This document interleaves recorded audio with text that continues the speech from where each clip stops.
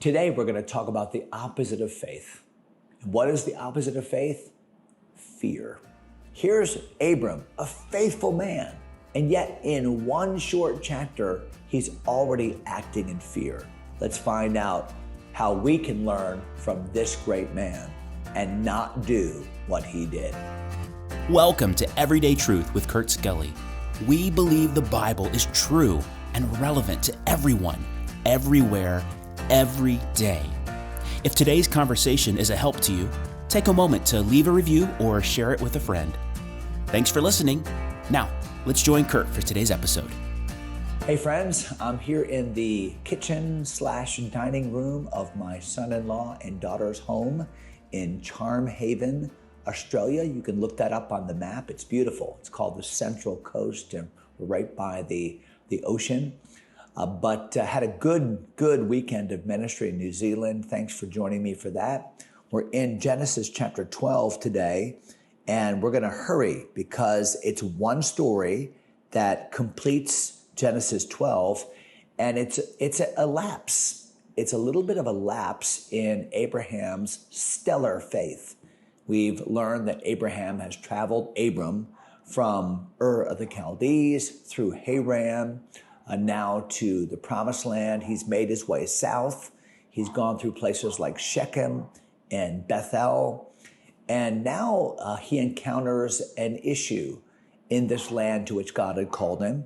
And it says in verse number 9 that Abram journeyed, going on still toward the south, and there was a famine in the land.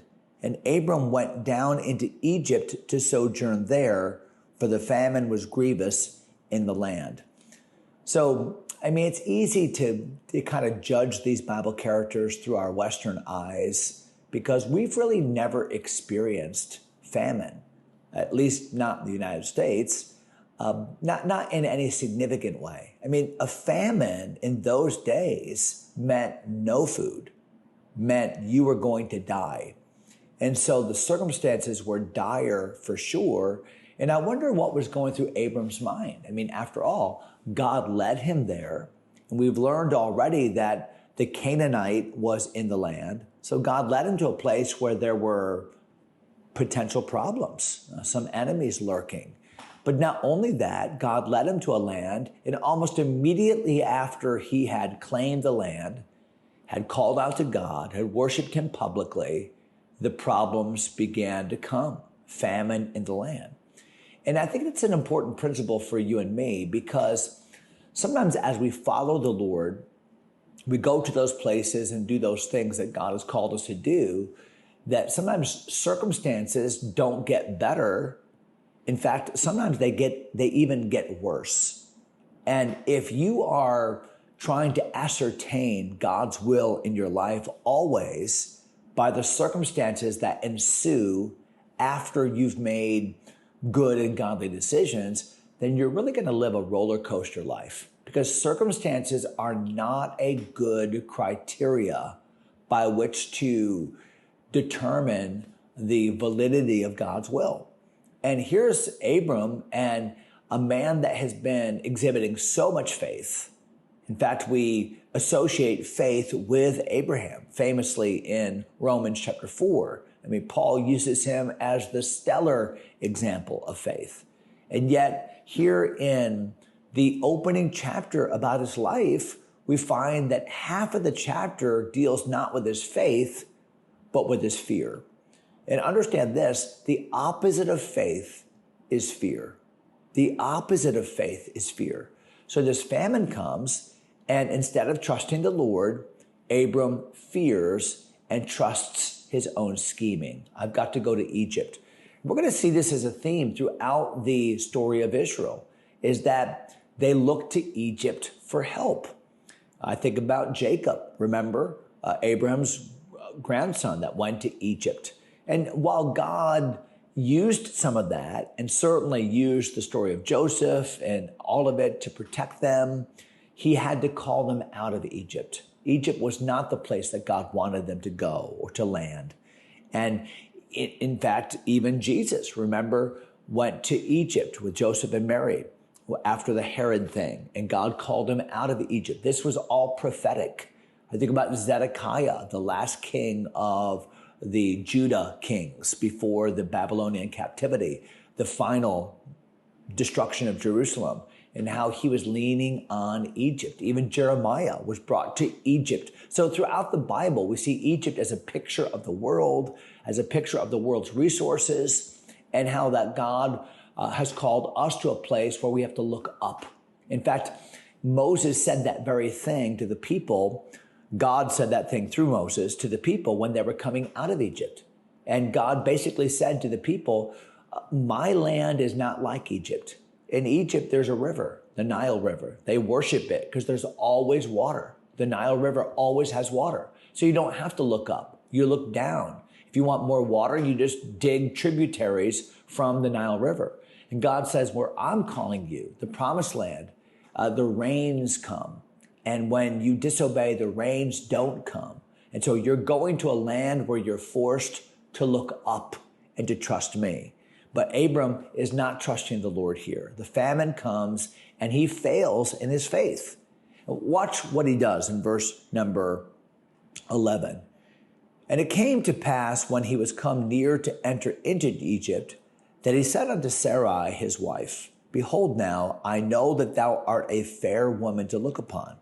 Therefore, it shall come to pass when the Egyptians shall see thee, they shall say, this is his wife.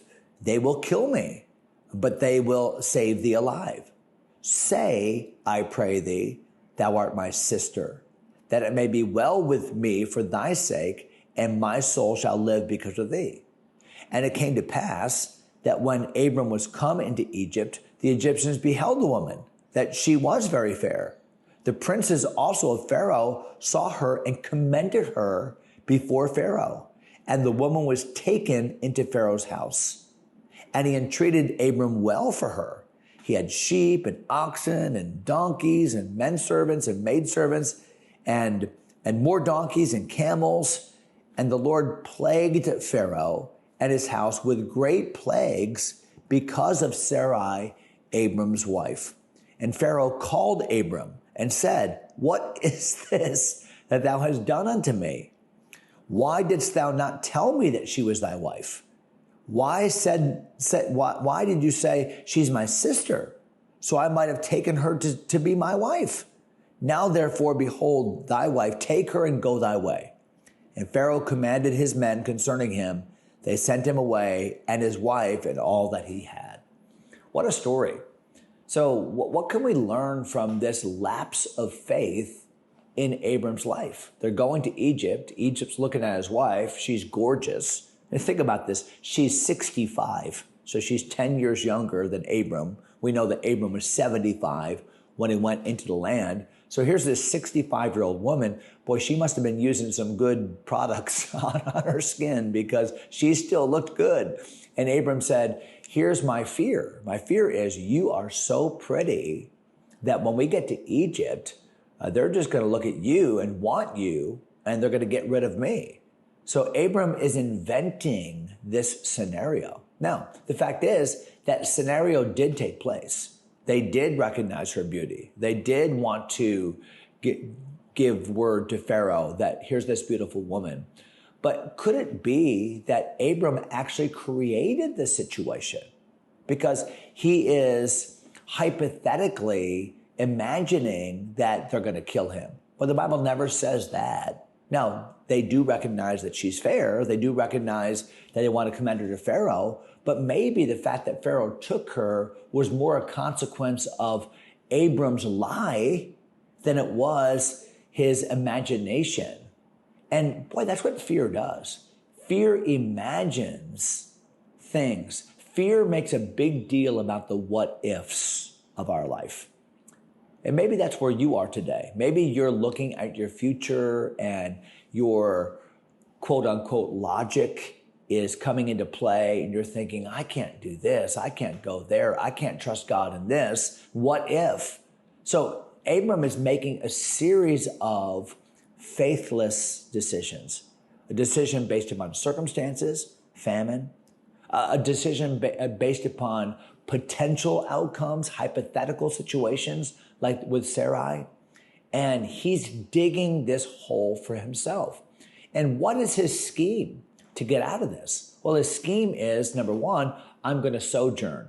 I'm going to leave the land for a season. I'm going to leave the will of God for a season, but I intend to come back. Isn't that always the lie that sin tells us? That we can step outside of the parameters of God's will for a season, but we justify it because we're willing to come back. I'm not going to stay here. I'm just going to do this temporarily. That's what Elimelech did in Ruth chapter 1. And we all know how that turned out for him. So, wow, the scheme of sojourning. But I think secondly, there was this scheme of a half-truth. So just say that you're my sister. No, technically that was true. They had the same father, Terah, but they had different mothers. So Sarah was his half-sister. Unless you think that that was an incestuous relationship, understand that this was not a law yet. This was not prohibited yet. And probably even the genetics of it wasn't even an issue yet at that time in our history, human history. But be that as it may, Abram is making a really unwise, faithless choice, a choice to sojourn, a choice to tell a half-truth. Can I just say that if whatever you're doing in your life requires you to be loose with the truth, requires you to tell half-truths, to scheme, to plot, to protect yourself, that's probably not the best course of action. And what happened was Abram, thinking he was going to extract himself from trouble, actually put himself in grave trouble. Why? Because now Sarai has been taken by Pharaoh. Now what do you do? Now imminently, Pharaoh is going to take her to be one of his wives or concubines. And now what do?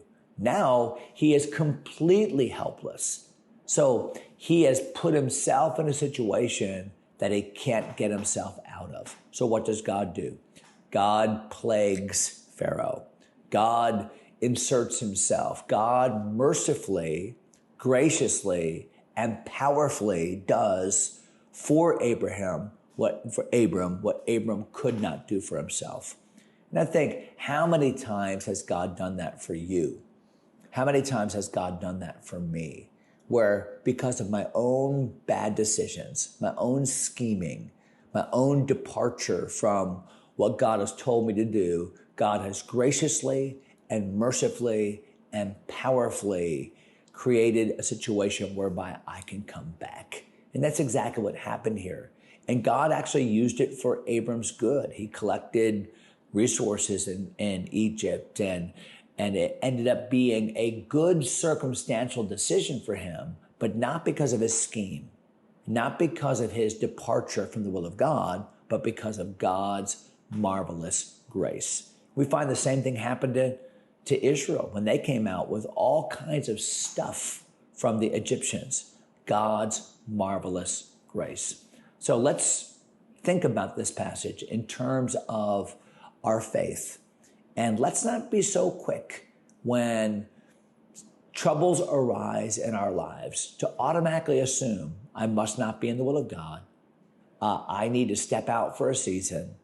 I need to be loose with the truth. No, these were bad decisions. And even though God worked it out, it doesn't justify the decisions that we make that are similar. So I hope that helps today. We're going to end there in, verse 20 is the end of the chapter.